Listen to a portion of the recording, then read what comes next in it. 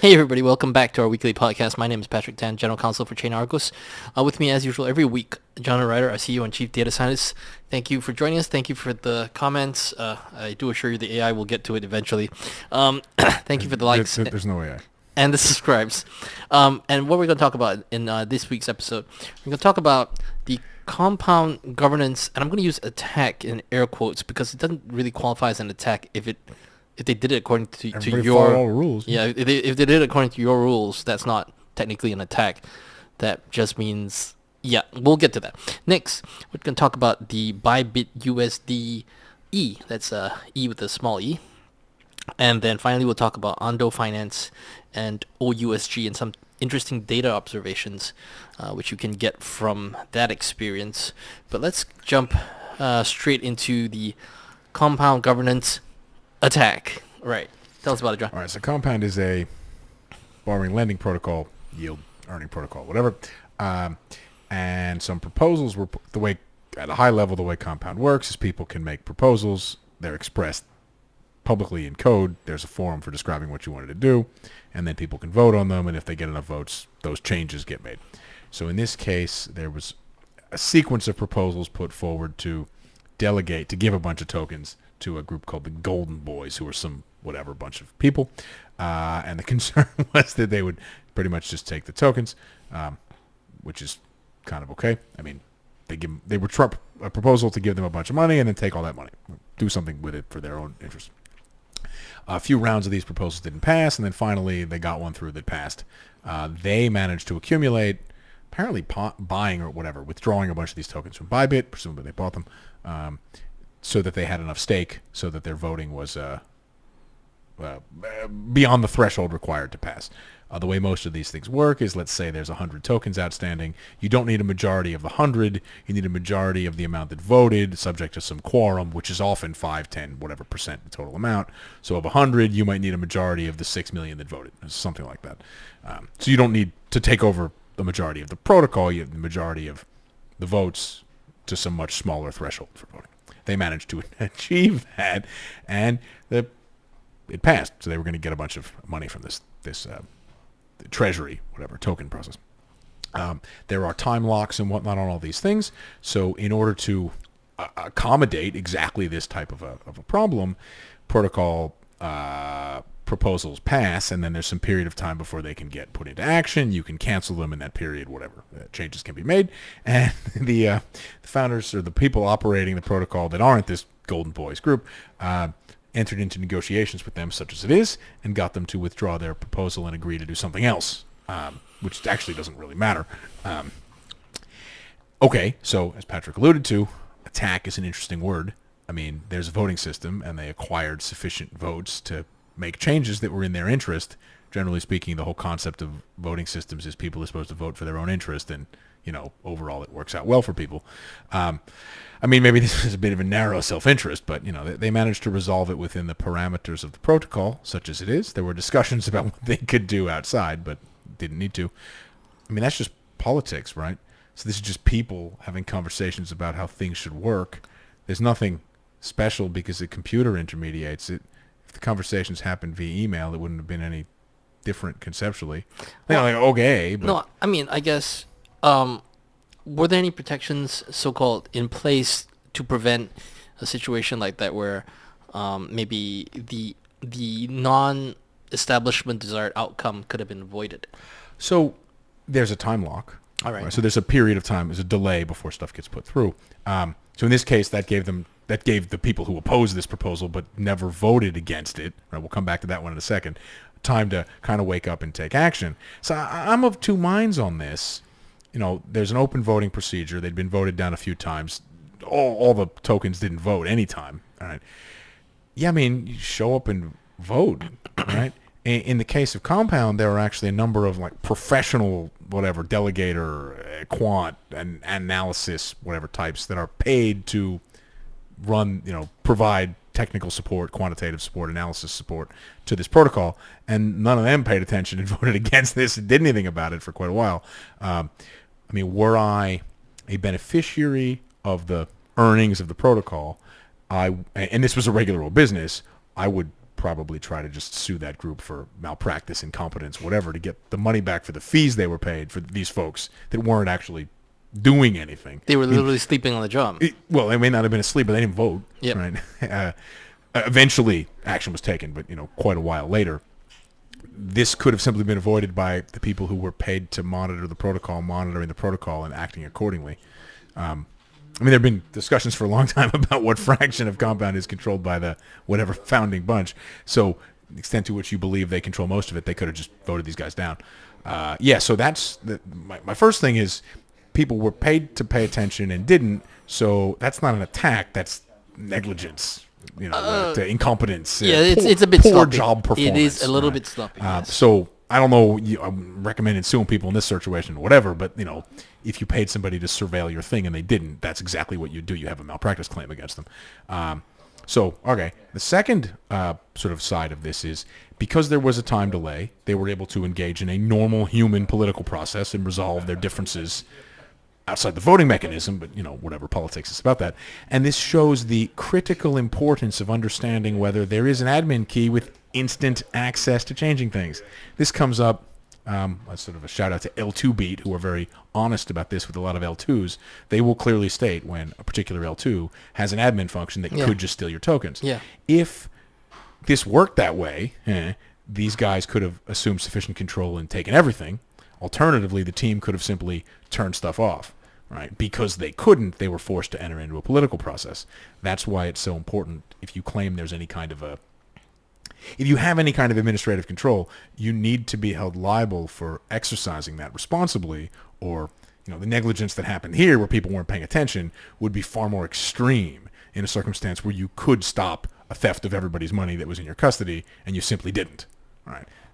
That's going to become a bigger and bigger theme. I think for a while now as well. So it's interesting, right?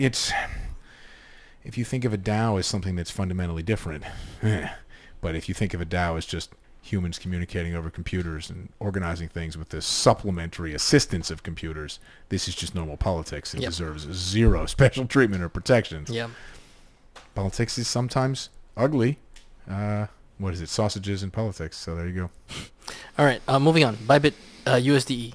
It's beautiful. What's going on? So we talked a couple months ago about USDe, this new stablecoin that generates a huge yield because it has a whole bunch of different sources of fee collection, basis trading, and whatever various leverage fee collection that contribute to a very high yield.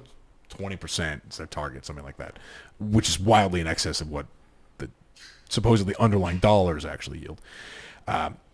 So that we raised the concern at the time that when this thing stopped receiving inflows just because of the stated high yield, they would start to run into difficulty. Because you need to, if you're paying out 20% and the underlying dollars at most can earn 5%, you need to fund that 15% somehow. And the way that's normally funded is with inflows, right? You take in more of other people's money and then you keep paying people back. We're not alleging it's a Ponzi scheme. We're just saying the cash flows are the same. When you stop getting sufficient inflows, you have a problem. In this case, they were quite open. This is why I'm actually not really saying it's a Ponzi scheme. They would just cut the rate. Yeah. Right. So if your plan is to cut the rate, okay, maybe you can find a way to sustain that outflows and balance it somehow. Fast forward, volumes have moderated dramatically and they've plateaued at a market cap of a couple $2 billion, roughly I think where it was when we were talking about it. Maybe it's a little further along, but not much. So they need to find a way to pump those numbers up. So what they've done here is they have a partnership with Bybit, and Bybit's going to pay a bunch of yield on USDe deposited there that you can use as collateral for margin trading, so futures trading, perp trading, whatever. So you've now got a product whose fees are derived in part, whose yield is derived in part from the fees collected on leverage trading being used as collateral for such leverage trading.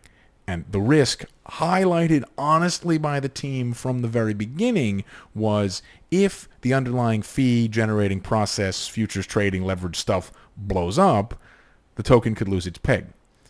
That they've been open about that, right? That's not a conspiracy theory. They were very clear about that from the very beginning, that this yield came from a process that had some risk, and we complimented them on not saying they were a riskless peg, whatever, high yield. There was risk.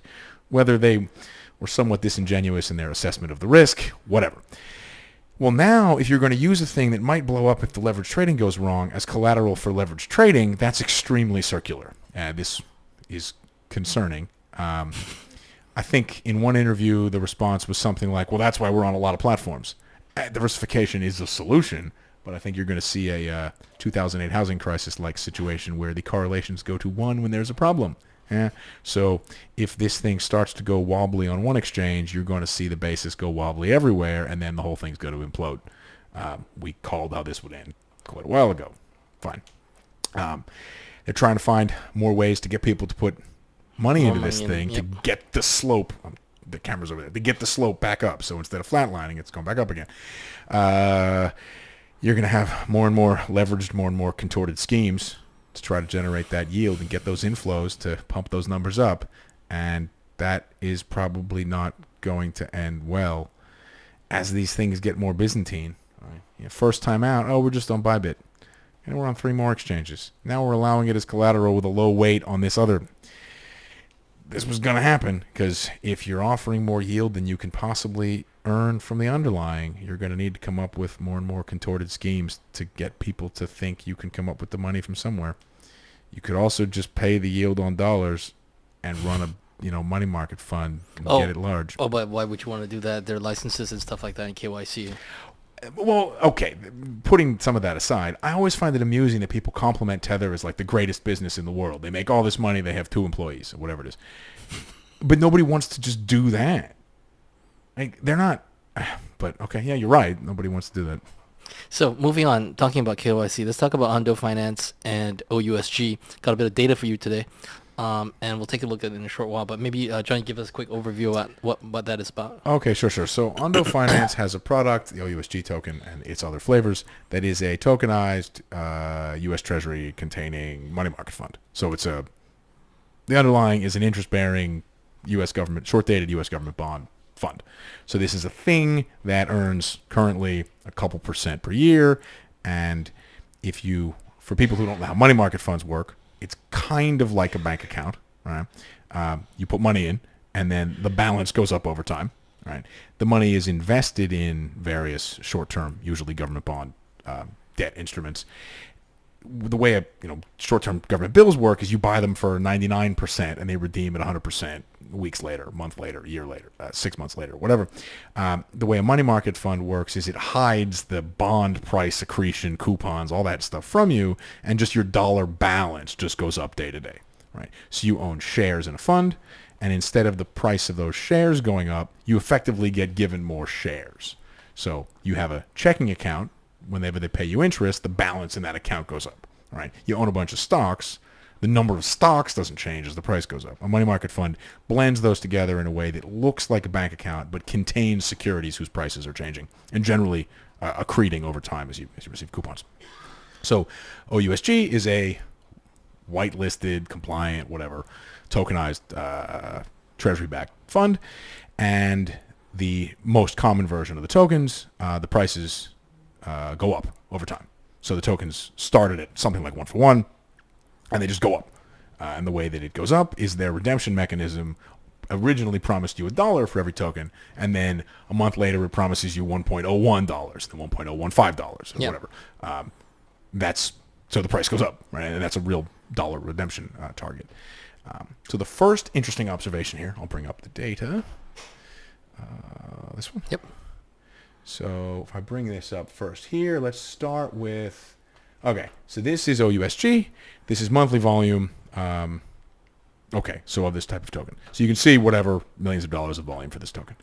They have a second version of the token, ROUSG, which is a rebasing token.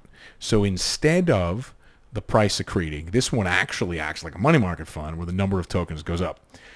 Well, as you'll see here, the monthly volume is a much, much lower number than it is. And there's far fewer months of this thing being used, right? Nobody really wants to use this thing. Similarly, we'll come back to some of this in a minute. This is OUSG, and you can see there's a lot of users, some small amounts and some larger amounts. The exact details aren't that important. And ROUSG has a very small amount of very few users. So the first important observation here, we'll come back to the data in a minute, we'll cut that for now, is that rebasing tokens are kind of a new thing, right? So equities don't work this way, right? You have stock splits and reverse splits where people get more and fewer shares, but dividends aren't generally paid in kind in equities. It happens, but the normal thing is to get paid money, and the number of shares stays the same in your account unless you buy or sell. You get given money, you do whatever with the money, you buy more shares, you sell more shares. Money market funds are a little bit weird area on that one. So rebasing has existed in lots of circumstances, right? Rebasing DAOs based on Olympus and whatnot. We're all, we're paying a trillion% yield to something where the number of tokens explodes. Here we've got a situation where a traditional U.S. Treasury-backed thing is offered in a form where the price goes up and a form where the number of tokens goes up. And empirically, almost everyone has chosen to go with the version where the price goes up. Yeah. Okay. Rebasing is an interesting new idea that on, I think we're observation 1 of 1, we're 0 for 1 on rebasing. People don't seem to want it. It's not a moral judgment about rebasing, right? But we've managed to see that here. That's fascinating to me because if you have a liquidity type product, I would have thought that rebasing made more sense. The price of the ROUSD token does stay at 1, right? It is flat. You always get $1 back for one of those tokens. So that's fascinating. I'm not aware of any other actual data regarding whether people care about rebasing tokens. I'm aware of people saying rebasing is better. I'm aware of people saying rebasing is stupid. Those opinions are of no value when you have access to data about what people this prefer. Data kind of it says it all, and I don't know. Maybe people like seeing the thing go up. Maybe it's a psychological thing, right? But if people like that, then money market funds. I mean, this tells you, right? Because money market funds don't work that way. Yeah, they right? don't. You buy a money market fund, and your balance in dollars goes up, but it looks like a bank account. They make it look like a bank account. So maybe that's just telling us that the people who use this aren't money market fund customers. Well, I mean, you're in the crypto scene to begin with, so I think, sort of like conservative low yield type, just safe-ish instruments. Well, I mean, or just straight up ignorance. I mean, a lot of people who are familiar with how money market funds work, when they first hear about a lot of this crypto yield stuff, will say, what do you mean banks don't pay any yield? Just put your money in a money market fund, BlackRock, Vanguard, whatever. I don't understand your problem. Yes, XYZ large bank isn't paying you any interest, but why are you leaving your money there anyway? To be fair, it could be that some of these people can't access those products. So that's okay. Yeah. So there's people who can't access them because they live somewhere where that's not a thing, or they they're don't terrorists. have money. Well, okay. But then they can't use banks at all. That's a different, right? Because if you can get an account, a non-interest bearing account at whatever Citibank, we always pick on Citibank on this podcast. Then you could get an account at BlackRock. I assume that Citibank and BlackRock have approximately the same, whatever. There's some kind of rules. If you can pass them in a bank, you can get a non-interest bearing account that screws you. I don't know. Maybe it is that people don't understand how money market funds work. They're unaware that they exist. Oh, maybe they're unaware that they exist. Yeah, I've heard that one. Yeah, it could be. So what do you mean I can get paid a commercial rate of interest on my money? Like, oh, okay. All right. Spoiler alert, it's not particularly challenging. The minimum investment for Vanguard stuff is like $100. It's not. You do have to be in a Western whatever financial system and access. We're not pretending. And not be subject to OPEC sanctions and stuff like that. Okay. I mean, this is challenging in Argentina, whatever, Egypt. But if you're in North America, Western Europe, developed East Asia, it's not a problem at all. Right. Anyway, Interactive Brokers pays reasonable interest on dollar balances, even not rolled into a money market fund. Anyway, okay. Now, the next observation here, bring the data back up, is that there is an adjacent protocol called Flux Finance. Ooh. So this is, go back here. So these are the volumes of the native OUSG tokens. So these are Treasury-backed whitelist issued by the Ondo Finance folks that have their whatever funds. And these are volumes for the Flux Finance version of this. So Flux Finance has a product where you can deposit USDC and borrow FO. You can use this thing as collateral for various borrowing and lending type activities. Volumes here are higher. They are dramatically higher. Right? Dramatically higher. There are partial KYC AML requirements for this platform, but it depends exactly what you're doing. The framework to think about this in is that OUSG has whitelisting requirements for the tokens. They've whitelisted Flux Finance, but USDC, which is another thing they use, doesn't have whitelisting requirements for holding of the tokens, right? Anyone can hold USDC as long as you're not explicitly blacklisted. So what we're seeing here is a preference for using a token issued by a whitelisted platform that is itself not subject to the same procedures. There's higher volume here. Now, I will note, this is FUSG users. There are not as many of them, but by far the transactions here are happening with whoever this is arbitraging this against other stablecoin type instruments and this platform, right? You're seeing much, much larger volumes here among these addresses than you are for anybody that's dealing with the underlying token. So there's a clear preference for at least some use cases for the version without the KYC. Less different KYC. It's a more restricted procedure. That's fascinating, right? And again, the rebasing one is just essentially unused, right? Senders and receivers, there's nobody wants to use this thing. Which astonishes me. Same guy's still here, whatever. USDY is a related yield-bearing stablecoin, whatever. Too much going on. So we've got, empirical data here, another data point that says that the Flux Finance version with less KYC is more used. Dramatically more used. It's not astonishing, right? No, but you've got here really a couple different variations. Many people have highlighted that purely whitelisted tokenized trading of securities, public blockchains, if it's all whitelisted, doesn't really make any difference. In fact, in some cases, they're not even the legally controlling records, the internal database legally controlling records. Yeah. These are just comments being published about who owns what externally. But here, because they offer two different flavors, and they allow at least one of those flavors to be put into a protocol that has reduced KYC requirements, you can observe how relaxing the rules in different ways changes the way people operate. Right? So they're opting for the Flux Finance use in large part. Because it's got all of the yield, none of the KYC. Well, so it's not a KYC platform, but it's the reason we're being a little careful about that is it's a long, messy. Go read the webpage. It's not zero KYC. Yeah. It's diet KYC. Some directions you have to go read those. KYC light. Yeah. But so the utility of this product seems to in part be getting the yield onto a platform that has not the same requirements as the entity that issued it to you. And I will say that feels a little bit too on the nose and like maybe... there is no guidance. This comes up all the time, right? There's no guidance saying USDC being held by some random address is or is not okay. Yeah, it's presumed okay. Empirically, it's been okay so far. Whatever. In this case, you've got government bonds directly being owned by somebody. They pay interest. There's a KYC process for the transfer, not just the purchase, the transfer.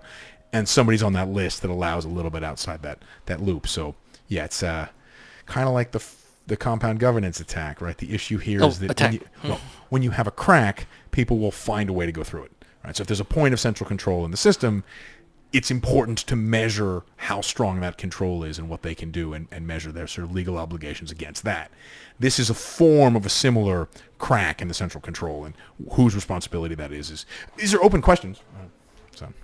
And on that note, thanks for tuning in. Thanks. If I can just put out a data request. If anybody has any other data about whether or not rebasing tokens are useful, useless, loved, hated, or frankly used or not used, it would be great. Yeah, we would be interested in that. We're only aware of this. It would be fascinating. In fact, I know some academic folks who'd be interested in publishing some research on whether or not this thing is useful. And one observation that it's useless is maybe the subject of a blog post someday, but not really deep research. So. Yeah, I would be curious as well. And on that note, thanks for tuning in. Thanks for all your likes, comments, and subscribes. We appreciate when you do that. Don't forget to catch John and Dr. Rivera and Radu's final episode of the podcast, the DISP podcast, episode 5. That's the last one we'll be releasing this week. Otherwise, thanks for tuning in, and we will see you again next week. Bye-bye.